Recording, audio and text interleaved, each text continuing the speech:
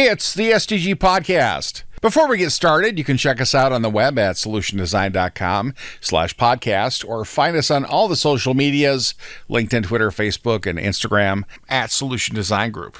Hey, we're back. Another podcast. With us today, we have Chad Juttner, one of our frequent regulars, and we have joining us I think this is the first time we've got Justin Jordan. Did I get that right? Yep, you got it. Two first names, all accounted for.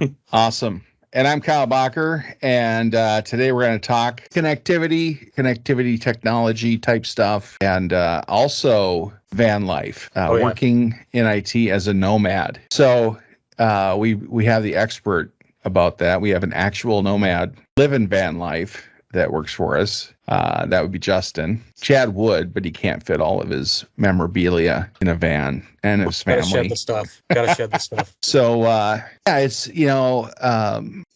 did some research. It's a lot bigger than I thought it was. Like the whole van life thing has really taken off. As a way of life. It has become a way of living, and a legit way of living. It's new and different, so there's always that fear around it. But it sounds like kind of the stigma is going away because you're responsible for, showing up to work and having the technology to do your work from wherever you're at. It's like if you have a house. So the only thing is like variable proximity. So how has the kind of latest advancements in bandwidth, throughput, ISPs, connectivity, all of that made this possible? Well, I feel like it's been possible at least for the last decade or two, with like satellite internet. The traditional satellite internet, or like a lot of RVers, they'll just use the RV, like the RV park Wi-Fi. It's been possible, but recently there's been Starlink, which is a big one, and then 5G have really made it way more doable, especially with video calls. Because, prior to video calls, you could probably get by with slow speeds, but, just emails, right? But these days, everybody wants it to be face-to-face. So having a good connection is really important these days. What is your setup then to stay connected? What gear do you use? So when I first started this, I thought Starlink was going to be enough. I was really excited about it. Like, oh, now I got Starlink. I can just go anywhere with it. Well, turns out it's really good for download speeds, but upload speeds, it's like kind of lacking. Plus, if you don't have a perfectly clear view of the sky, it'll jump from satellite to satellite. And if you're in the middle of a Zoom call or like a video call, you'll notice like a little dropout. And when I first started doing interviews a couple months ago, when I was actually looking for a job, and when I came back to SDG, I was doing interviews and I was noticing my calls were like dropping out, and I was probably losing prospective employers because of it. So I ended up having to get a second redundant internet service provider and looked around for different hotspots, but I ended up landing on Verizon Home, which it's not sold as like an RV internet. Like, I'm afraid of like burning it, but like right now you can use it on the road, which is it's great. And it's only like $35 a month. So whereas Starlink is like $150 to $250 a month. So big price difference there too. So Justin, you're a front end developer. Chad, are you more of a full stack developer, would you say? I can do very basic things on the front end. Old. And so I get grumpy about all the constant rate of change on the front end. The back end for me is warm, comfortable, nice, steady rate of change that I can keep up with. Front end stuff for me, I will do a thing or two here. If you ask me to change a label, I'm your guy. If you ask me to, recite when I should use a promise versus a whatever, I'm going to defer to Justin all the time. Right on. You don't want to learn a new framework every year? It's a thing you're excited about? There was a time and a place, and this is not the time anymore. Yeah. So I will do it. I'm sure I will get caught up at some point. But I am very fortunate to be surrounded by guys like Justin and other folks at SDG that are more than willing to take on this work and do the things that I am too old and grumpy to tackle. Yeah, we really do have a rock solid front end development. So Justin, I was thinking about, between Starlink and 5G and everything else, all the technological leaps that have come into play to make your lifestyle kind of not even really, it's easy for you to live the lifestyle you're doing, right? Because when I started my career, like I had to go into an office where I had a PC that was plugged into a wall constantly that had a token ring network. I don't know if you guys remember token ring, but that was a thing. We Coax, token ring Terminators. And and so in order for me to do work, in order for me to do a lot of things, that happened in the office. And it wasn't until about, 2002, 2003, where like we started to become untethered a little bit, but it was still untethered, but offline, right? So we had our laptops, but they weren't necessarily worthy laptops, right? Like there were laptops that you could write Word documents on and do whatever. You couldn't really do development on them, right? Like I couldn't necessarily early on put what was the precursor to IntelliJ. IBM's Visual Age was my dev tool of choice in the early 2000s. Like those things were too heavy. You'd still need a desktop machine with, at the time, 8 gigs of RAM, which was ridiculous. And so like it's things like that the little leaps that we've made that have seemed so obvious to us today, but not so obvious back then. So for you, going from desktops to laptops for development and everything, going from wired desktops to like even wired laptops first, right? Like you could go to an internet cafe and jack into, an Ethernet port first, and then even that became you'd have to put the wireless what was it, PCI card in. Yeah. Remember those? Yeah. And to today, where it's like I'll just use my phone as a hotspot, and I'll have a battery that lasts me. They say it lasts 24 hours. In reality, I'll get a good 4 hours out of it, maybe for the first year, and two the next year, and 5 minutes every year after that. All of that stuff is just put you on a path to be like in a van. On a beach in Michigan, having the absolute time of your life. I could not have pictured that. Wait. You mean like a beach like that? Yeah. That's awesome. I mean, honestly, it's kind of ridiculous when you see all the little steps that we've taken to make you prime Justin right now, right? Like, how could this possibly get better for you? I mean, the view that you just showed us, that's your view looking out your window. It's amazing. That's my desk view. It's pretty awesome. Yeah, I can't even imagine having a full-size desktop in this thing.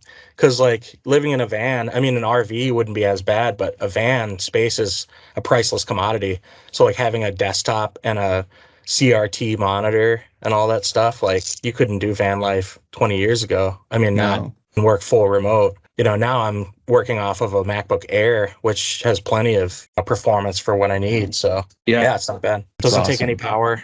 Doesn't have any fans that scream at me. So, we talked about the kind of the hardware stuff coming up through the years. And what is that? How has that affected the tools that we have now and for the way we work?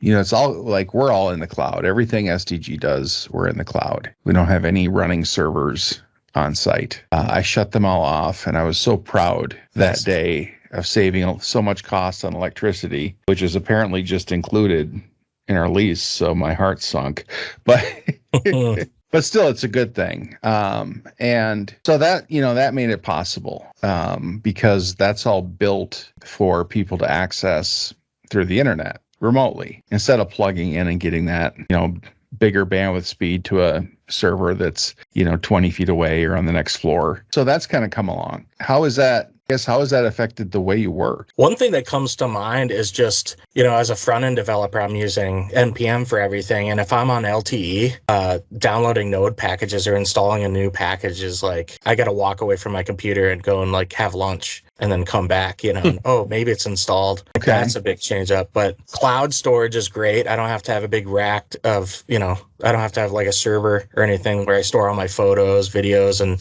non-work related stuff. That's definitely nice. But luckily, I'm not running a web server out of my van. I remember one of my early gigs was I was doing network administration, system administration, and a little bit of development, and we were responsible for. We thought hosting was going to be a big deal. So not only we were a company much like SDG, but we also had this hosting environment. So not only will we build your applications for you, we'll host it in our data center. And our data center was located in Butler Square, right across from Target Field, if you're familiar with Minneapolis. And managing I had a rack of Citrix routers, Sunny 250s, all that stuff. And you were literally tethered to the office once again, because even back then, setting up a VPN into the office wasn't as seamless as it is today. So VPNs are another, those have existed for quite a while, but ease at which you can just like click a button, I'm on the VPN right now, right? Like that wasn't a thing 20 years ago, I don't think. It was, you had a SaaS application or you went to the office. You didn't really have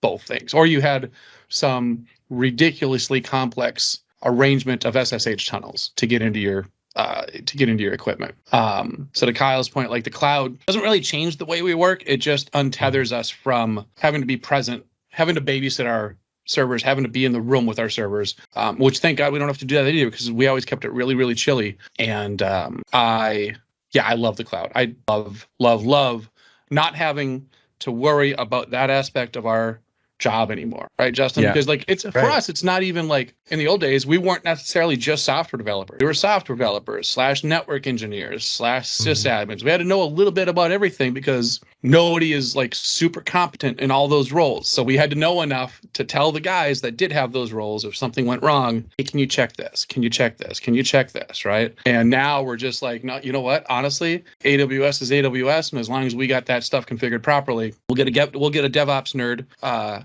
to help us get it set up properly. But then hands off, we don't have to deal with sysadmins anymore at all, which is right. I can imagine. So I didn't ever have to do this, but having physical servers, I mean, you almost have to, like you said, you got to kind of babysit them. I can imagine a lot of IT folks couldn't work out of an office or outside of an office because what if you got to turn it off and back on again? You can't really do that.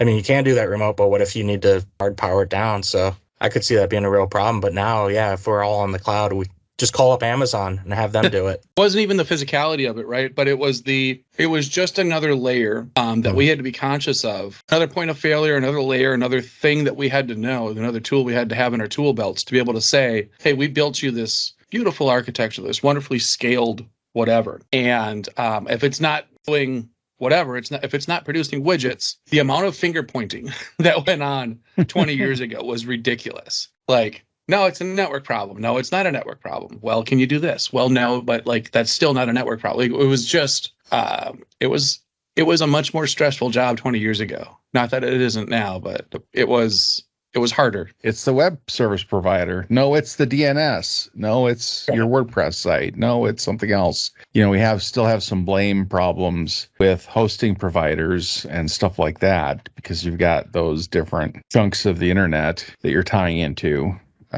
But yeah, it was crazy 20 years ago with that stuff. Hey, and Justin, how does the Starlink stuff work? Getting back to what we were supposed to talk about ISPs in 2023 and that sort of thing. Right. With Starlink, right? So you're in your van, you have Starlink, you have 5G. I kind of tapped out of that thing once we had Minnesota pretty much wired all the rural areas a long time ago. Thanks, Amy Klobuchar. I think that was one of her bills that she had passed. So like my parents used to have satellite internet. Well, their neighbors did. Then I had a Pringles can that pointed at their neighbor's Wi-Fi.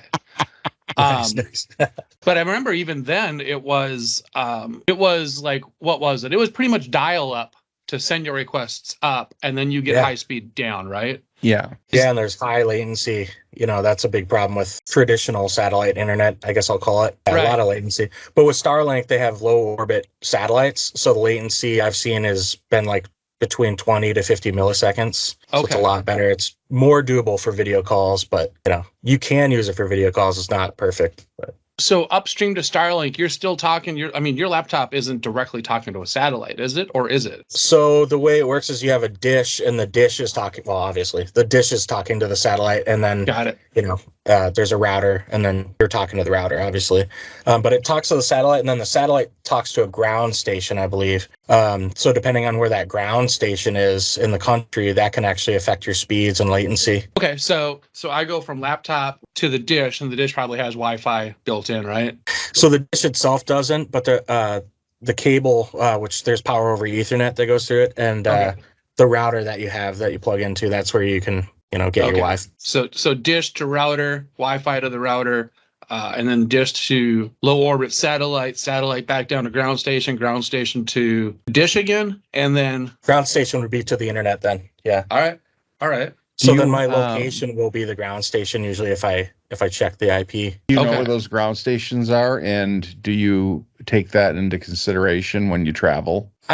I don't think about that, but I think there is actually an app out there. It's like Starlink map or something where you can actually see where all the stations are and where all the satellites are in orbit. If it's Starlink map or something like that, if you Google it, you can find it pretty quick. So how do you? Oh, go ahead, Chad. I was going to say, so this was a thing with the Ukraine war, right? Like, wasn't Elon flying some Starlink satellites low orbit over Ukraine because they would take out the internet providers, and he would just kind of low orbit his satellites over Ukraine? Well, I think Elon sent a bunch of dishes to Ukraine and then allowed them to use the internet for free without they didn't have to activate them. I think I don't know a ton about the details, but he sent a bunch of dishes over to them. There was something where I think he shut the internet off for like countries around Ukraine. I'm not really sure. Not a political guy.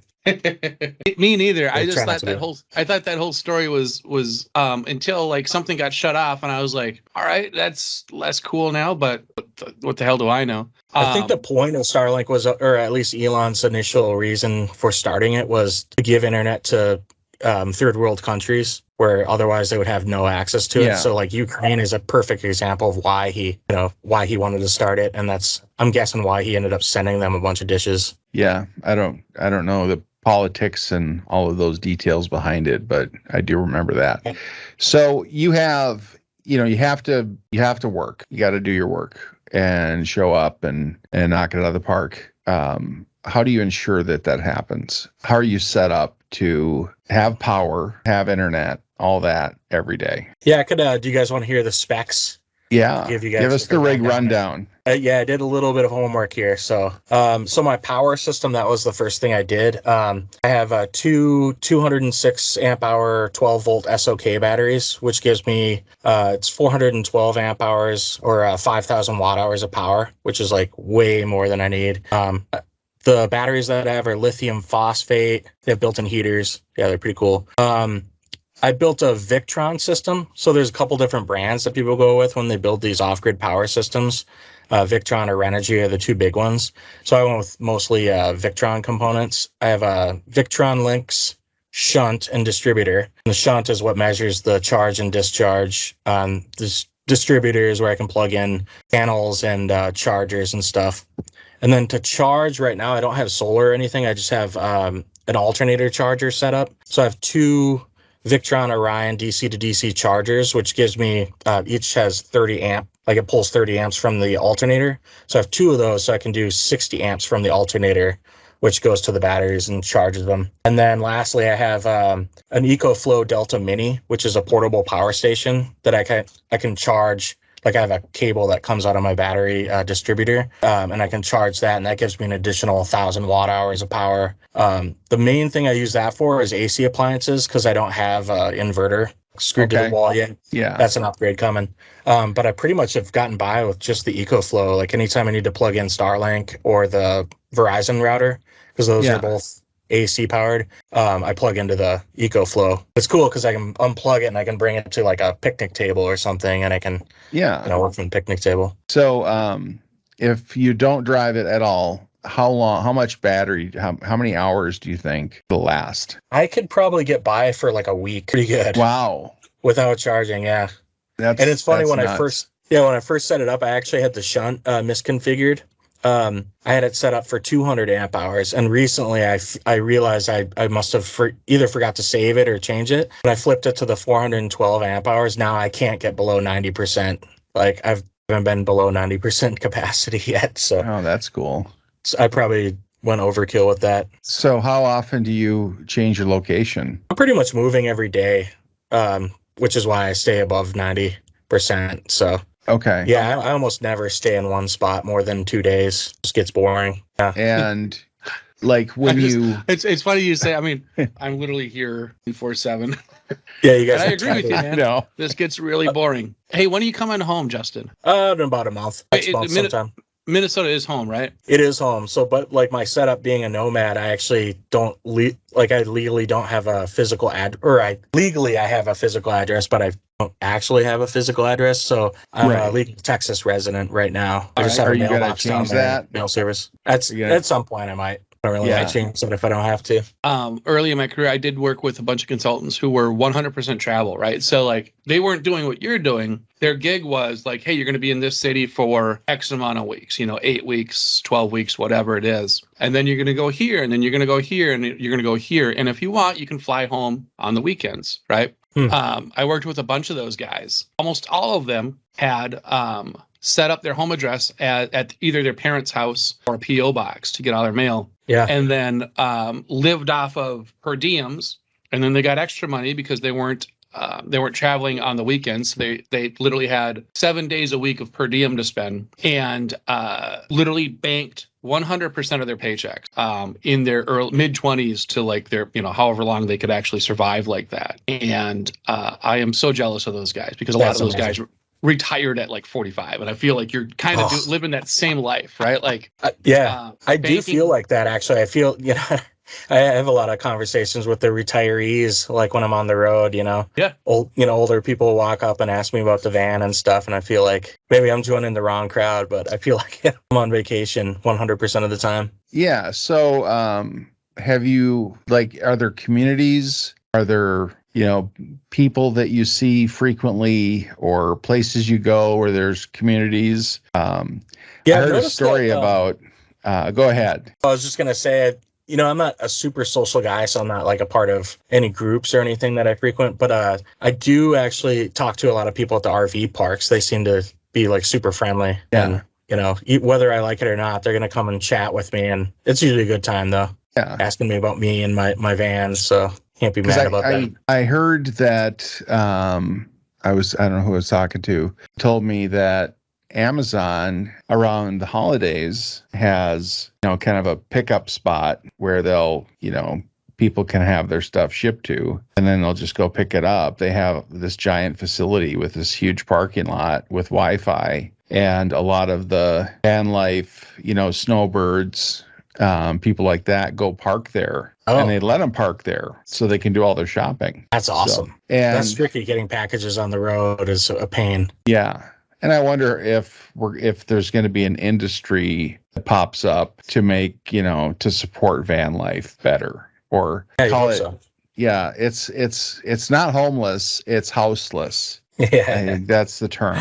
I think like my brother's a painter, and last week he spent $150 on gas, and he lives, he's got a nice little basement apartment, but he's not in love with it, and he doesn't have a full kitchen. So he's kind of living, van life in that basement with his hot plate and his microwave. But I wonder if you could do that just in a city because of the work you do.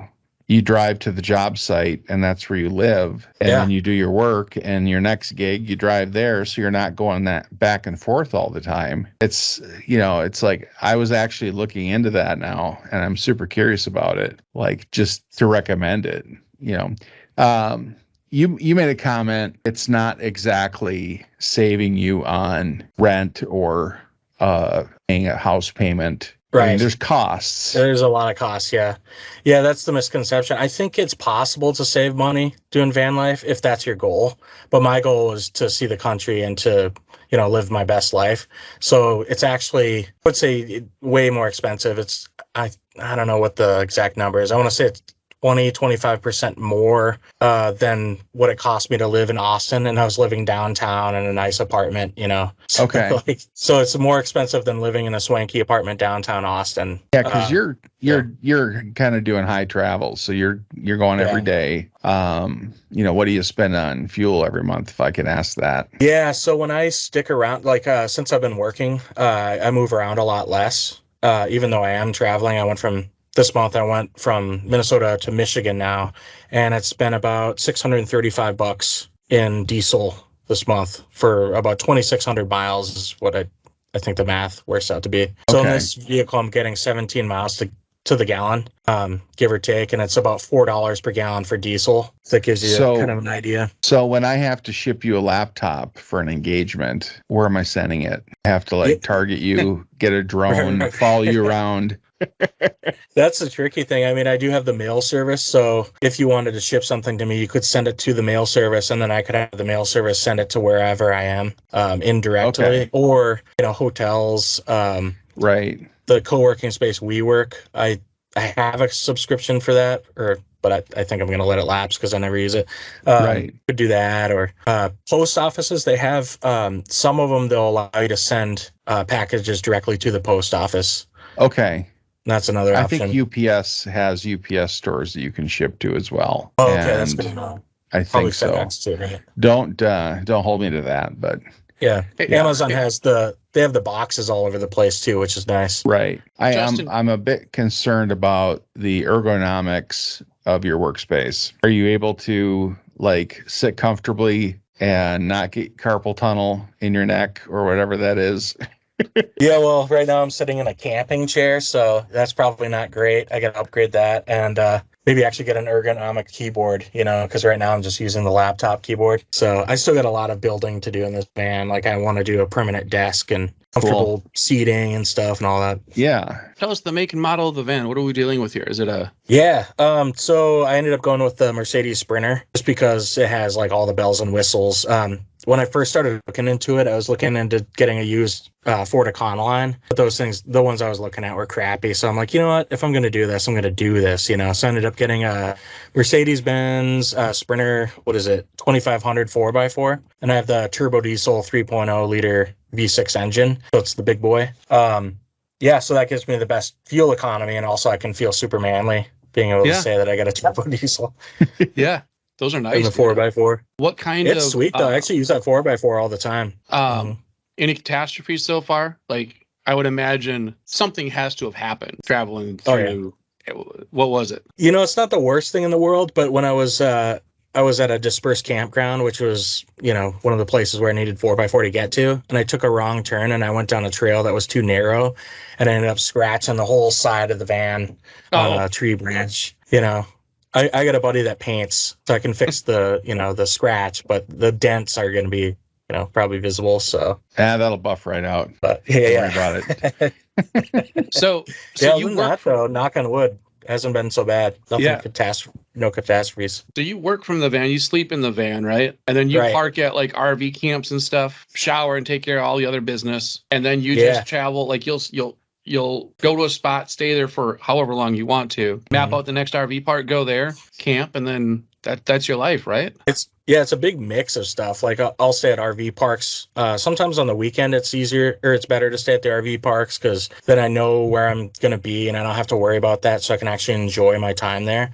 But during the week, I kind of just bounce from, Cracker Barrel parking lot to Walmart parking lot to dispersed campground to right now I'm on a random beach, which is kind of dispersed campground. Yeah, it's a mix of things. That's part of the fun, though, trying to figure out where am I going to go? Where am I going to stay? It can be stressful, though. That's why on the weekend, I typically just stay at an RV park or a campground so then I can just have fun. Yeah.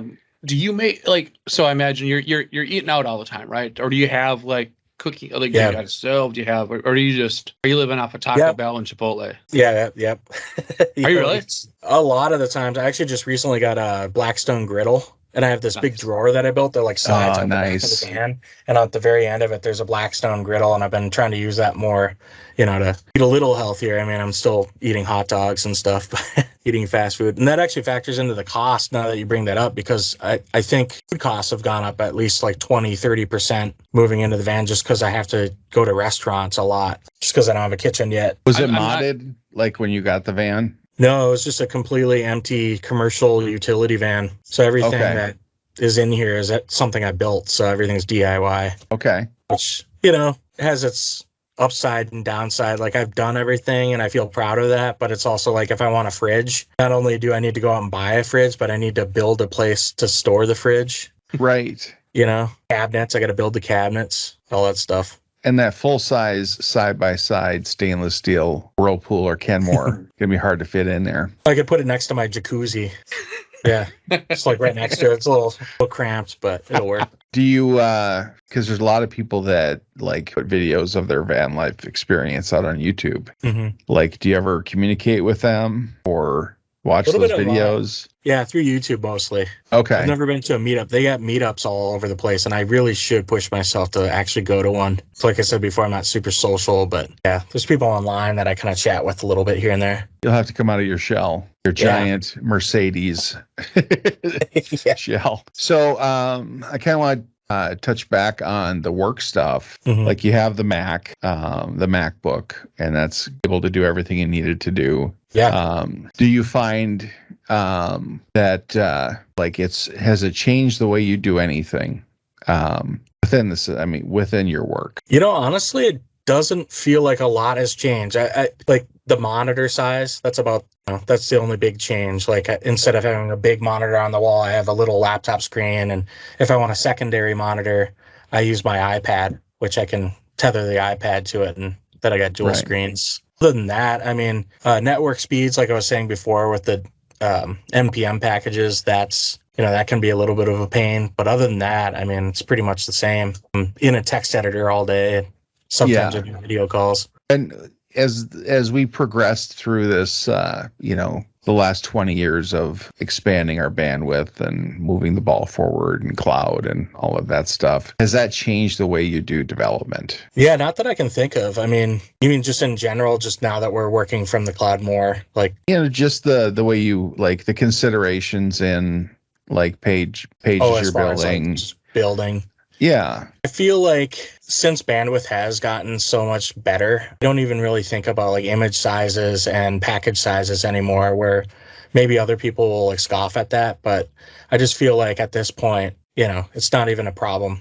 But being that I am a nomad and I do have limited bandwidth, I do notice now a little more. I think I'm a little more sensitive to it, where when I go to a page and it takes a while to load, I'm like, man, they should have, optimized this build or something. Yeah. So you're a little more empathetic to like people with lower bandwidth, with crappier internet, right. Which is a good thing. Like that's, I think there's still a lot of people that have fairly slow internet. I know my mom is still on DSL up in the Northwoods, Bigfoot territory. Kind of Chad, for you mentioned that you don't think about it anymore either when we were talking yesterday. Not really, no. It's been more than a decade since I really cared. I remember the last time actually caring was when we were starting with the streaming stuff. My daughter would have 3 screens in front of her, the television set, her iPad, and her phone, all streaming consecutive, or simultaneously. And this is when I've only been working from home for literally a decade, right? And it was one day, I was not a fan of it. I hated it, and I'm still kind of on the fence. I used to I'd tell noticeably slower speeds even a decade ago with all of that going on at home, plus me trying to work connected to a VPN all day, doing at the time Maven builds relatively regularly.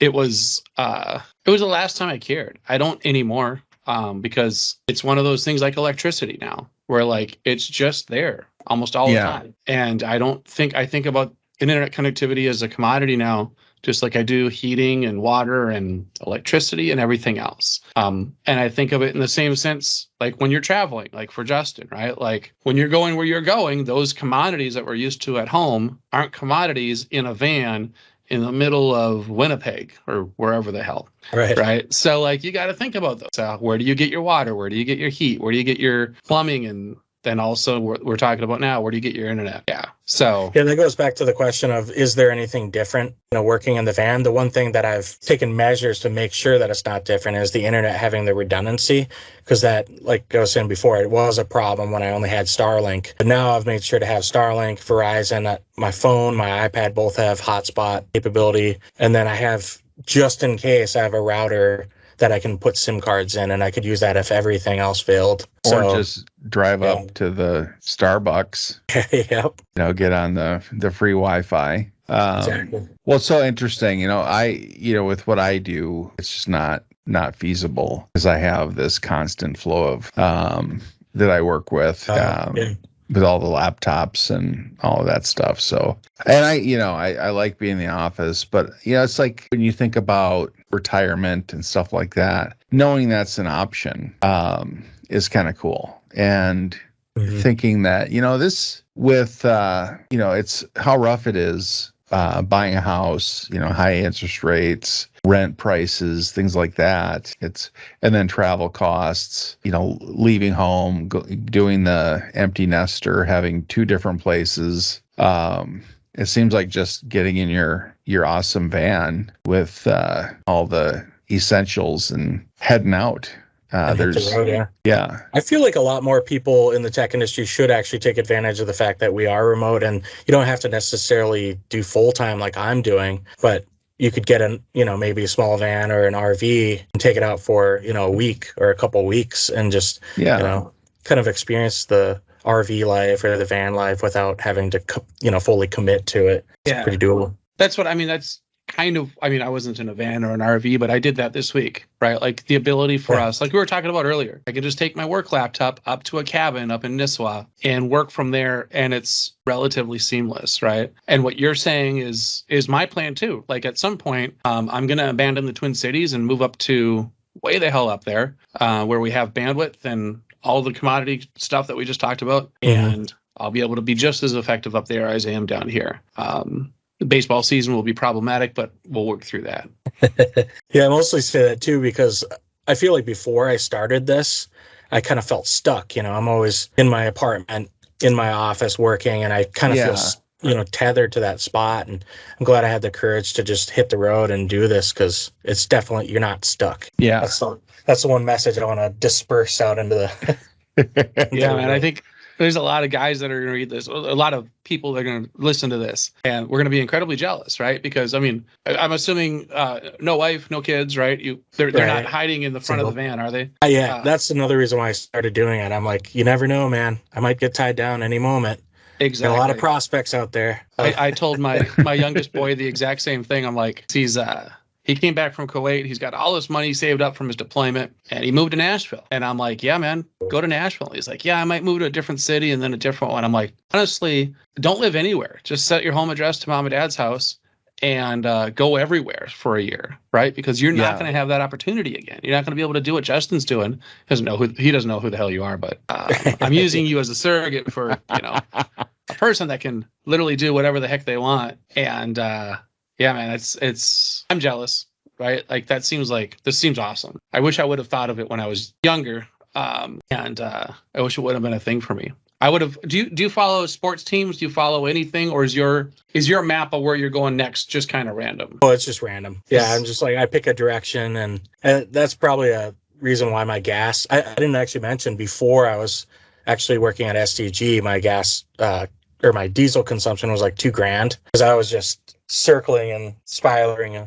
around the country. So that's really just, I kind of like east right now, and then I'll go east. Yeah. Okay. And just see what I run into. Do you avoid, do you look at the weather and avoid the bad weather? A little bit, not as much as I should though. Okay. Mostly it's just like, I kind of lick my finger, put my finger out, and if I feel like east seems like a good way to go, then I do that. What do you use for navigation? Away from the cities now. That's the main thing. What's the best navigation app, do you think? I pretty much just stick to maps. Okay. Yeah. If I even use navigation though, sometimes I'm just like, I don't know, I-90 seems cool. So the first I heard about your lifestyle, your situation that you're in, the nomadic life, I was just a little bit taken aback because it was new and I hadn't really considered it, and I had some trepidations that I've gotten over now that I've done some research and all that. What kind of stigma do you think there is, and what kind of fight is there to just put people at ease that this is just another way that people live and it's not a big deal? When I first started it, naively, I thought that people would just think it was really cool and not, it would be stigmatized. But when I started doing interviews, I was noticing a lot of like weird looks at first if I had the van, if I have the van in the background. So I found using a virtual background is essential, just so it's not like the first thing you talk about, Right. Yeah. Because I think there is a little bit of a stigma I don't know why, but there's a little bit of a stigma. Maybe they think that you're not reliable or that you're a weirdo or something. I don't know. Yeah. Well, there was the Chris Farley bit from Saturday Night Live. I've been avoiding it. Yeah. I'm not gonna do it. But yeah. I am like, so, I mean, you have piqued my curiosity, and now I'm going to start Googling, because I've seen those same, I think probably the same ride that you've got, the Mercedes, but they're actually decked out specifically for camping, right? Maybe it's a slightly different model, but it's basically the same idea. Winnebago has one that they actually have. There's a bunch of them out there that you can just buy them already pre-built and stuff. I mean, how great would it be to follow the Twins around the country next baseball season? Or one of my best friends is really trying to get me into hockey, so I could follow the Wild around for a hockey season or whatever. That actually sounds... That could be really cool. That would be great. Because right now, I mean, I'm just doing a team or two a year, right? I'm doing a stadium or two a year, but I'm flying, getting a rental, doing all that. I can just do it in a ride like you've got. That would be so much easier. Yeah, and they got them all different sizes. Yeah, you're gonna do it. Nice. We got you. I think so. Yeah. I mean, you can get a smaller one like mine, or you can get ones that are like the Class C, bunk beds and big king bed in the back and bathroom and all that stuff. I don't need all that. I'm relatively compact, so I can fit anywhere. I can just recline a passenger seat, maybe. I don't know. You have piqued my curiosity. I might actually have to look into this. Should, man. RV life. Or van life. Yeah. Van life. Well, that was always my lottery plan, is to get the biggest, nicest RV that they sell and then go into hiding. Yeah. You'll never find me. Awesome. Any parting thoughts before we shut her down, gentlemen? We covered a lot of stuff that I was thinking about. Yeah, I'm out of thoughts. And it's late on a Friday. My brain is empty. It's all right. The meat raffle and happy hour are in 2 hours. That's the only thought I have on my head right now. I'm really excited to see where this goes and to look into it a lot more. I just find it fascinating. And I think that it's going to be, the whole idea of remote workers has had such a shift when it was finally proved out that we can do it. People are productive. We don't have to have them in the building watching them. Like, no, the technology's there. Everything's there. We've got face-to-face meetings and things like that. It's fine. So I'm just, curious to see that. I think my dream would be to have a bunch of other SDGers that also do it, and then we could meet up occasionally. Yeah. I thought all meet there. Yeah, I thought you could visit all of our satellite people that are working out of, a little farther out from Twin Cities. You could drop off SDG gear. And, very good. Swag. Yeah. Hats, all shirts. Right. Well, thanks for joining us, Justin. It's been fascinating hearing all about it. And thanks for letting me share. So when are the Twins going to win the Super Bowl? What date is that? We're getting into October, so by the end of October we should be World Series champions. Heck yeah. And with that, I think that we'll say goodbye, everybody.